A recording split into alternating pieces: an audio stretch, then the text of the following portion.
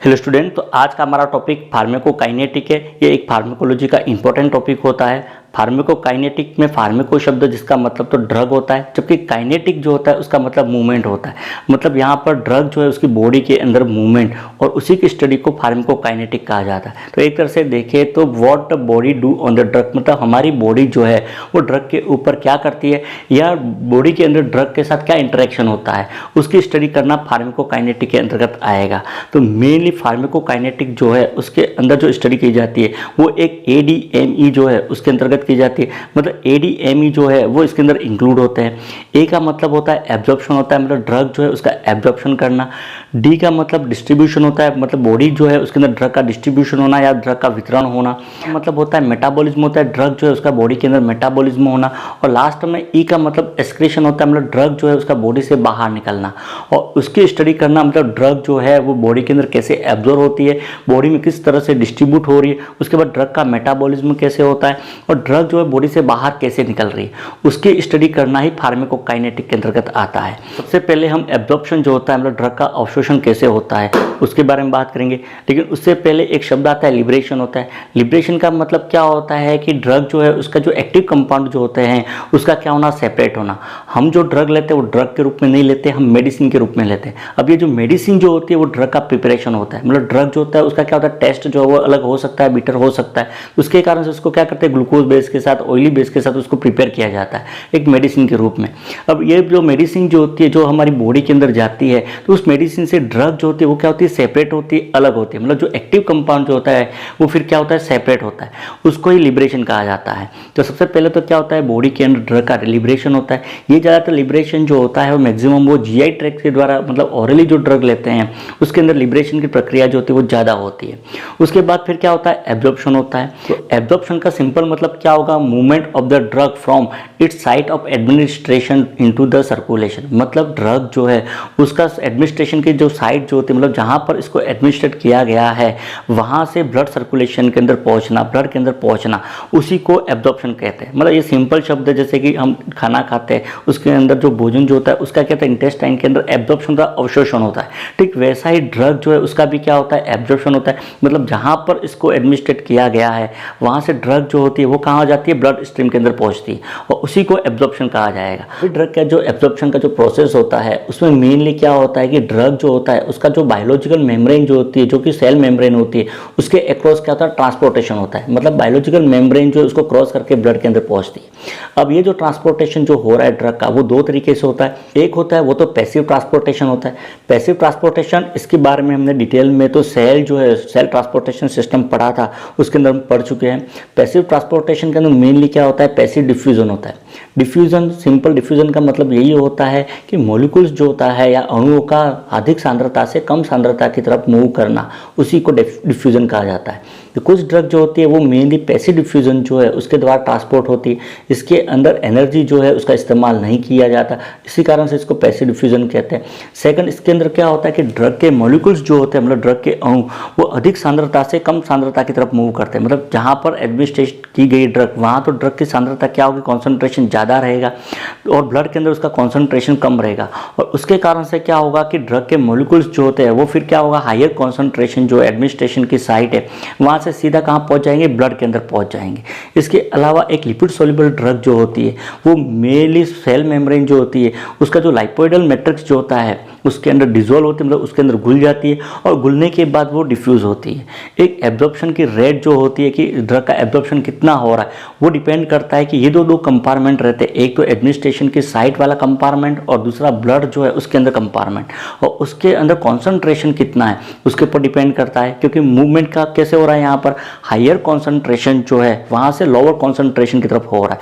मतलब जहाँ पर एडमिनिस्ट्रेशन जो की साइट जो रहती है, मतलब जहाँ पर ड्रग एडमिनिस्टर की गई है वहाँ पर कॉन्सेंट्रेशन हायर रहेगा तो ड्रग जो होगा वो क्या होगी, रैपिडली, मतलब तेज़ी से क्या होगी, ब्लड के अंदर पहुँचेगी।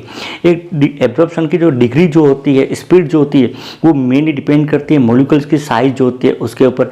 मॉलिक्यूल की साइज जितनी छोटी होगी ड्रग का एब्जॉर्प्शन जो होगा वो उतना ही फास्ट होगा। इसके अलावा मॉलिक्यूल जो है उसकी पोलैरिटी, मतलब आयन्स कैसे है, पॉजिटिव आयन वाले कंपाउंड जो होते हैं उसका एब्जॉर्प्शन स्लोली होता है, जबकि अनआयोनाइज्ड ड्रग जो होती है, मतलब नेगेटिव या अनआयोनाइज्ड ड्रग होती है वो बहुत तेज़ी से और अच्छे से एब्जॉर्ब होती है। तो ये तो एक पैसिव ट्रांसपोर्टेशन जो है वो हो जाएगा। दूसरा जो होता है वो एक्टिव ट्रांसपोर्टेशन होता है।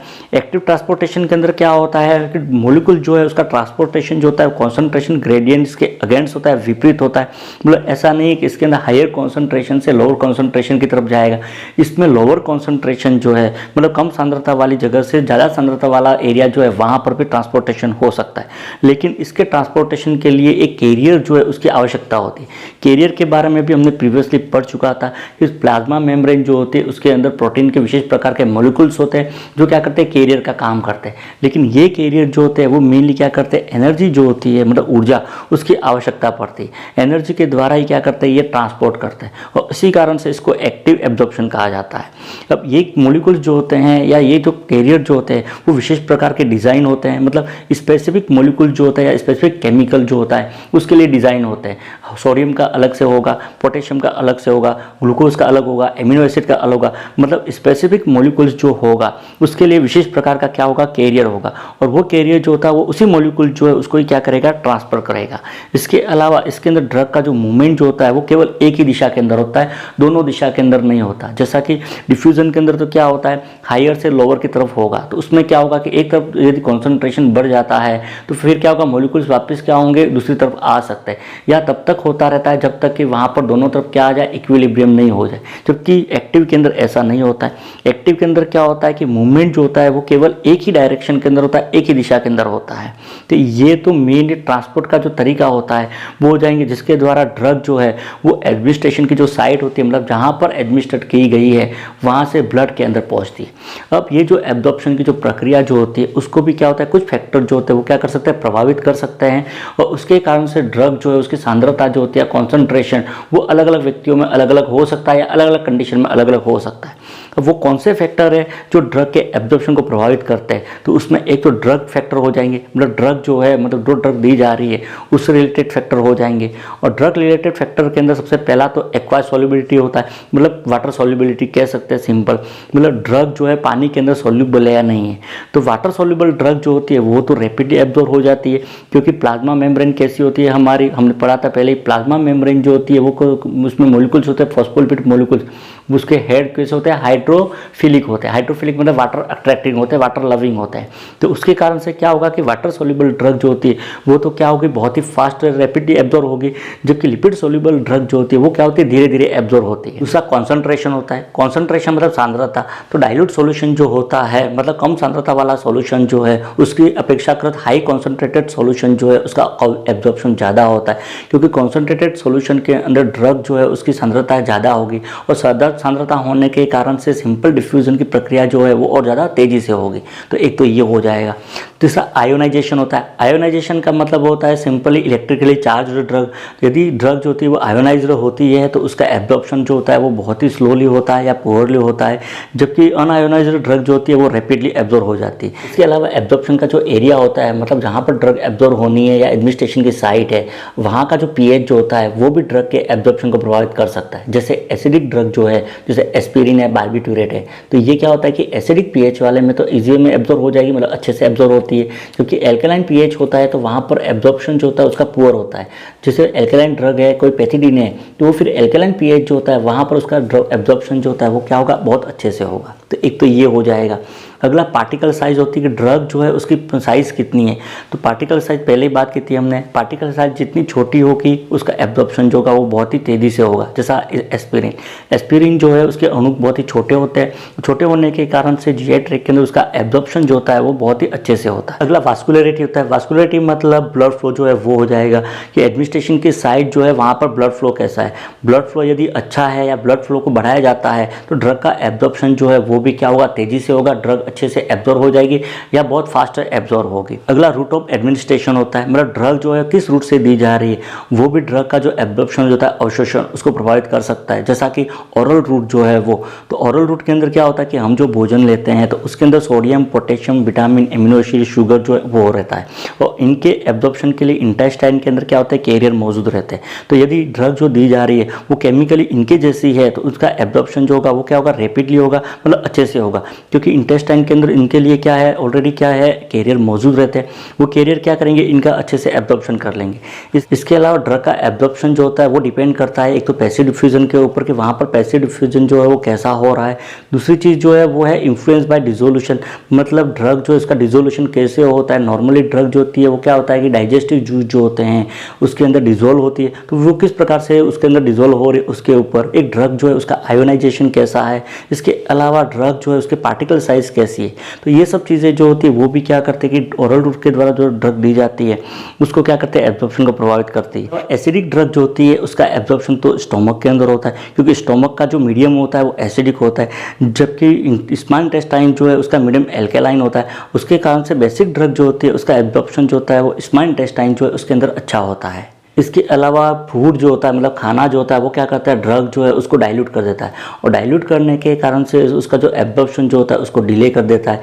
इसके अलावा कुछ ड्रग जो होती है वो क्या करती है कि फूड कॉन्स्टिट्यूएंट जो होते हैं, मतलब जो हम खाना खाते हैं उसके अंदर जो कॉन्स्टिट्यूएंट जो होते हैं उसके साथ क्या करते हैं, कॉम्प्लेक्स बना लेते हैं, और कॉम्प्लेक्स बनाने के कारण से उसका एब्जॉर्प्शन जो होता है वो क्या होता है, डिले हो जाता है या पूरी तरह से वो एब्जॉर्ब नहीं हो पाती। एग्जाम्पल के लिए जैसे टेट्रासाइक्लिन जो होती है वो कैल्शियम की उपस्थिति में एब्जॉर्ब नहीं हो पाती है, मतलब टेट्रासाइक्लिन जो है वो कैल्शियम के साथ कॉम्प्लेक्स बना लेती है, तो उसके कारण से उसका एब्जॉर्प्शन जो होता है वो पूरी तरह से नहीं हो पाता। इसके अलावा कुछ ड्रग जो होती है वो गैस्ट्रिक एसिड जो होता है जैसे HCl है, तो उसके द्वारा क्या होता है, डिग्रेड हो जाती है, मतलब ब्रेक डाउन हो जाती है। एग्जाम्पल के लिए पेनिसिलिन है, इंसुलिन है, तो इन ड्रग को ऑरली जो है वो नहीं दिया जाता। एक पैंक्रियाटिक जूस जो है उसमें यदि कमी हो जाती है तो उसके कारण से ड्रग जो उसका डिजोल्यूशन मतलब घुल नहीं पाएगा, तो उसके कारण से भी एब्जॉर्प्शन डिले हो सकता है। एक गैस्ट्रिक मोटिलिटी जो होती है, मतलब इंटेस्टाइन की मोटिलिटी जो होती है, मूवमेंट जिसको पेरिस्टलिक मूवमेंट कहते हैं, उसके कारण से भी ड्रग का एब्जॉर्प्शन प्रभावित हो सकता है। गैस्ट्रिक मोटिलिटी यदि तेज होगी तो ड्रग का मूवमेंट बहुत रैपिडली होगा, उसके कारण से एब्जॉर्प्शन पूरी तरह से नहीं हो पाएगा। एक वोमिटिंग और डायरिया की कंडीशन है तो उस पर भी ड्रग का एब्जॉर्प्शन जो होता है वो प्रभावित हो सकता है। तो ये तो ओरल रूट जो है उसके द्वारा हो जाएंगे। अगला जो रूट है वो है सबक्यूटेनियस या इंट्रामस्कुलर। तो सबक्यूटेनियस और इंट्रामस्कुलर के अंदर क्या होता है कि ड्रग जो होती है वो सीधा टिश्यू के अंदर पहुंचाई जाती है और वहाँ पर ड्रग का एब्जॉर्प्शन होता है। टिश्यू जो है उसको ब्लड सप्लाई होती है, तो ब्लड सप्लाई जो होती है कैपिलरीज के द्वारा होती है। तो ये जो कैपिलरीज जो है उसकी जो एंडोथेलियम जो होती है उसके द्वारा लिपिड सोल्यूबल ड्रग जो होती है वो तो इजी वे में क्या होती है, क्रॉस कर लेती है, मतलब ब्लड में पहुंच जाएगी। जबकि लिपिड इनसोल्यूबल ड्रग जो होती है या लार्ज मॉलिक्यूल जो है ड्रग के, वो क्या होता है कि कैपिलरीज जो है उसके एंडोथेलियल के बीच में जो स्पेस होता है जिसको पैरासेल्युलर स्पेस कहते हैं, उनके द्वारा पास होती है। जबकि बहुत बड़े लार्ज मॉलिक्यूल्स यदि है ड्रग के तो उनका ट्रांसपोर्टेशन जो होता है वो लिम्फेटिक सिस्टम जो है उसके द्वारा ये एब्जॉर्ब होती है। बहुत सारी ड्रग ऐसी होती है जो ओरली एब्जॉर्ब नहीं होती है, तो उन ड्रग को पेरेंट्रल दी जाती है, मतलब इंजेक्शन के द्वारा दिया जाता है। इसके अलावा हीट और एक्सरसाइज जो है वो क्या कर सकता है कि टिश्यू जो है उसको ब्लड फ्लो इंक्रीज कर सकते हैं। तो ब्लड फ्लो इंक्रीज होने के कारण से ड्रग का एब्जॉर्प्शन जो होता है वो क्या होता है, बढ़ सकता है। इसी कारण से क्या होता है, इंट्रामस्कुलर इंजेक्शन देने के बाद मसाजिंग की जाती है। मसाजिंग करने के कारण से वहाँ पर एब्जॉर्प्शन जो होता है वो क्या होता है, बढ़ाया जा सकता है। इसके अलावा कोल्ड जो होता है, मतलब सर्दी के कारण से क्या होगा, वैसो कॉन्स्ट्रिक्शन होगा, और वैसो कॉन्स्ट्रिक्शन के कारण से ड्रग का एब्जॉर्प्शन जो होता है वो डिले हो जाएगा, मतलब जल्दी से ड्रग जो है वो अवशोषित नहीं होगी। एक टॉपिकल रूट के द्वारा जो ड्रग दी जाती है तो केवल लिपिड सोल्यूबल ड्रग जो होती है वही टॉपिकल रूट द्वारा एब्जॉर्ब होती है, मतलब स्किन के ऊपर जो अप्लाई की जाती है तो लिपिड सोल्यूबल ड्रग जो होती है वही एब्जॉर्ब होती है। जैसा हायोसिन है, GTN होता है, टेस्टोस्टेरोन जो है वो। वाटर सोल्यूबल ड्रग जो होती है वो एब्जॉर्ब नहीं होती। इसके अलावा रबिंग जो की जाती है यदि ड्रग के, तो उसके कारण से एब्जॉर्प्शन जो है उसको बढ़ाया जा सकता है। तो ये तो फैक्टर हो जाएंगे जो ड्रग जो है उसके एब्जॉर्प्शन मतलब अवशोषण को प्रभावित करते हैं। अब आगे क्या होता है कि ड्रग जो है उसका ब्लड के अंदर एब्जॉर्प्शन होता है और उसके बाद ड्रग जो होती है अपनी जो टारगेट साइट होती है, मतलब जहाँ पर उसको एक्शन प्रोड्यूस करना है वहाँ पर पहुँचती है। तो टारगेट साइट जो है वहाँ पर ड्रग जो उसकी जो मात्रा जो होता है अमाउंट, उसको बायो अवेलेबिलिटी कहा जाता है। ये बायो अवेलेबिलिटी जो है उसका जो मेजरमेंट किया जाता है वो ड्रग जो है उसको एडमिनिस्ट्रेट किया, मतलब ड्रग जो है उसको इंजेक्ट करते हैं, उसके बाद ड्रग जो है उसका एब्जॉर्प्शन होगा, और एब्जॉर्प्शन होने के बाद एक पर्टिकुलर टाइम के अंदर ड्रग जो है उसकी कितनी मात्रा रहती है या कितना कॉन्सेंट्रेशन ब्लड के अंदर रहता है उसको ही बायो अवेलेबिलिटी कहा जाएगा।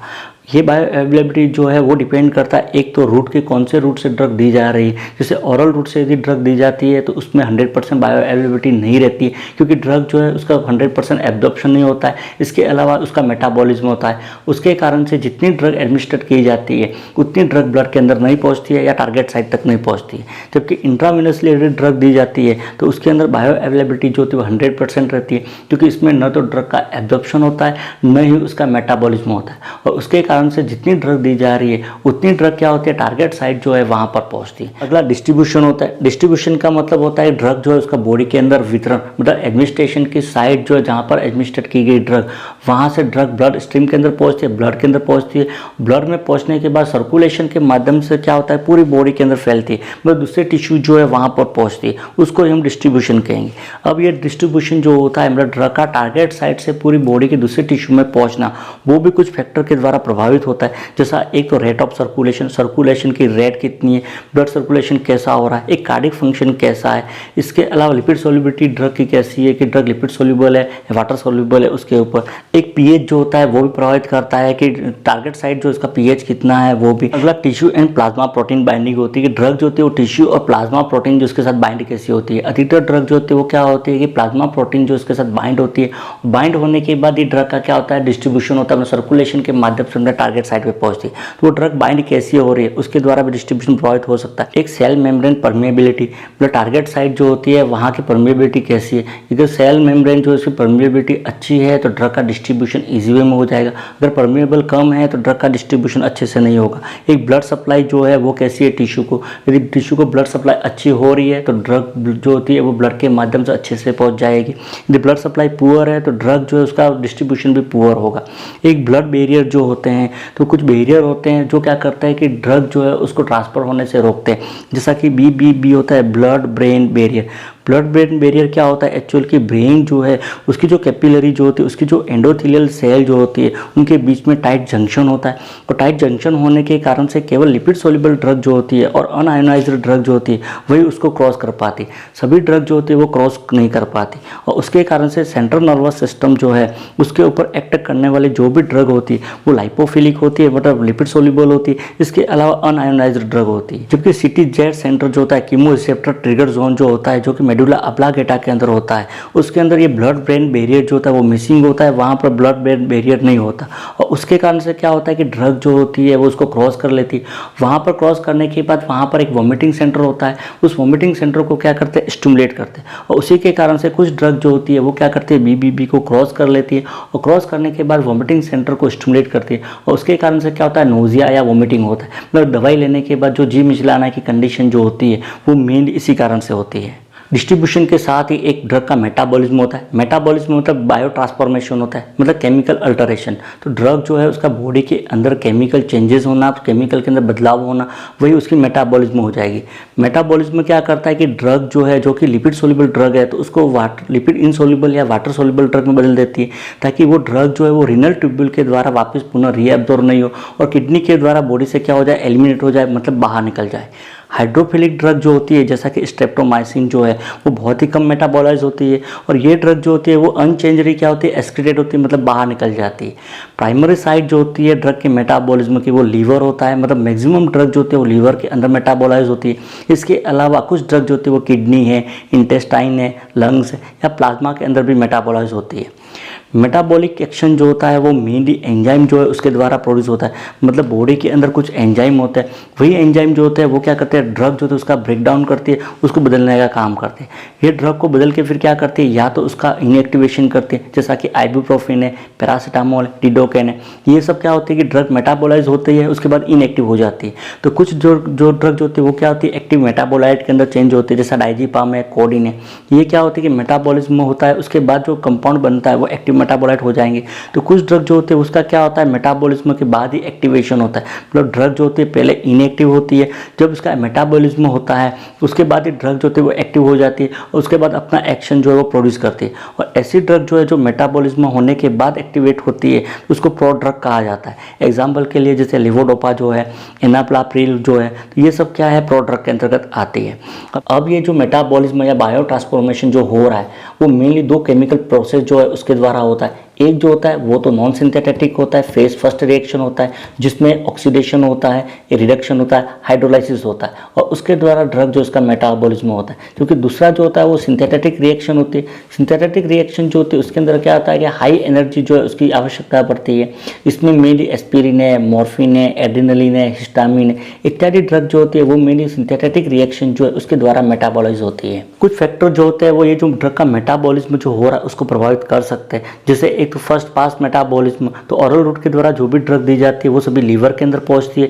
लीवर में पहुंचने के कारण से लीवर के अंदर उनका क्या होता है, फर्स्ट पास मेटाबॉलिज्म हो जाएगा। एक जेनेटिक डिफरेंसेस होते हैं, अलग अलग स्पीसीज है या अलग अलग व्यक्ति जो है उसका जेनेटिक मटेरियल जो होता है वो अलग होता है। तो जेनेटिक मटेरियल अलग होगा तो उसको मेटाबोलाइज करने वाले जो एंजाइम जो होंगे उसमें भी अंतर होगा। उसमें अंतर होने के कारण से ड्रग का मेटाबॉलिज्म जो होता है वो भी प्रभावित हो सकता है। एक फिजियोलॉजिकल स्टेटस जो होता है, जैसे कि व्यक्ति की एज कैसी है, उसका सेक्स कैसा है, न्यूट्रिशन कैसा है, उसमें हार्मोन कैसे है, ये सब भी क्या करते हैं, ड्रग की मेटाबॉलिज्म जो उसको प्रभावित कर सकते हैं। इसके अलावा न्यूट्रिशन लेवल जो होता है, मतलब लो कार्बोहाइड्रेट और हाई प्रोटीन जो होता है वो क्या करता है कि ड्रग की मेटाबॉलिज्म जो उसको बढ़ा सकता है। क्योंकि मेटाबॉलिज्म जो एंजाइम होते हैं प्रोटीन के बने होते हैं, तो उसके कारण से हाई प्रोटीन जो होता है वो क्या करता है, मेटाबॉलिज्म जो उसको इंक्रीज कर देता है। एक स्मोकिंग जो होता है वो भी क्या करता है कि ड्रग की मेटाबॉलिज्म जो होता है उसको इंक्रीज करता है। क्योंकि स्मोकिंग करने वाले व्यक्ति के अंदर क्या होता है कि मेटाबोलाइट एंजाइम जो होता है जिसको माइक्रोसोमल एंजाइम कहते हैं, उसका सिक्रेशन ज़्यादा होगा, उसका प्रोडक्शन ज़्यादा होगा। प्रोडक्शन ज़्यादा होने के कारण से मेटाबॉलिज्म जो है वो भी क्या होगा, ज़्यादा होगा। इसके अलावा एक एंजाइम इंडक्शन होता है। तो ड्रग जो उसका जो मेटाबॉलिज्म जो होता है वो माइक्रोसोमल एंजाइम के द्वारा होता है जो कि लीवर के द्वारा प्रोड्यूस होता है। ये जो माइक्रोसोमल एंजाइम जो होता है उसका जो सिंथेसिस होता है वो कुछ ड्रग जो होते हैं जैसे स्मोकिंग है, DDT है, एल्कोहल है, वो क्या करते हैं उसको बढ़ा देते हैं। वो बढ़ाने के कारण से क्या होता है कि ड्रग का मेटाबॉलिज्म जो होता है वो क्या होगा, इंक्रीज होगा, बढ़ जाएगा। जबकि कुछ ड्रग जो होती है वो क्या करती है, एंजाइम जो उसको इनहिबिट करने का काम करती है। जैसा एग्जांपल के लिए काइमेटिडाइन जो है वो क्या करते हैं कि एरिथ्रोमाइसिन जो है उसके लिए जो माइक्रोसोमल एंजाइम है उसको इनहिबिट करती है और उसके कारण से एरिथ्रोमाइसिन जो है उसके जो लाइफ जो होते हैं मतलब उसका कॉन्सेंट्रेशन जो है वो क्या होगा, बढ़ जाएगा, मतलब बढ़ा देंगे। ये तो मेटाबॉलिज्म हो जाएगा। अगला जो है वो है ड्रग का एक्सक्रीशन या ड्रग का एलिमिनेशन, मतलब ड्रग जो है उसका बॉडी से बाहर निकलना। तो मैक्सिमम ड्रग जो होती है वो क्या होती है, एक पर्टिकुलर टाइम के बाद बॉडी से बाहर निकलती है, उसका एक्सक्रीशन हो जाता है। यदि एक्सक्रीशन नहीं होगा, बॉडी से बाहर नहीं निकलेगी तो ड्रग जो है बॉडी के अंदर एक्यूमुलेट होगी और ये टॉक्सिक लेवल जो है वहाँ पर पहुँच जाती है।